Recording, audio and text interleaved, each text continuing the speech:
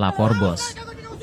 Satuan Reserse Narkoba, Sat Narkoba, Polres Pelabuhan Belawan mengamankan seorang terduga bandar narkotika jenis sabu di kawasan Bagandeli, Belawan, Rabu, 3 Juni 2026. Dalam video yang beredar, terdengar beberapa kali suara tembakan yang diduga dilepaskan petugas saat proses penangkapan berlangsung. Sejumlah warga tampak berada di sekitar lokasi kejadian. Video diunggah oleh akun Facebook Ita Suryani Silaban.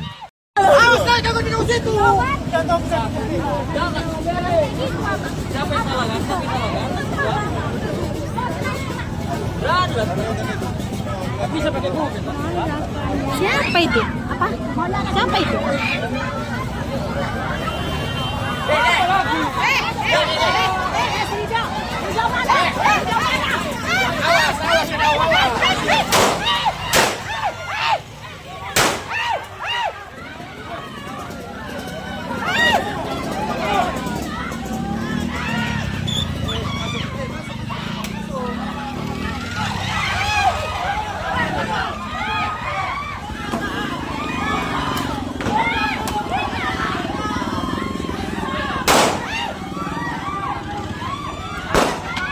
Kakak jangan ngerekam, bahaya.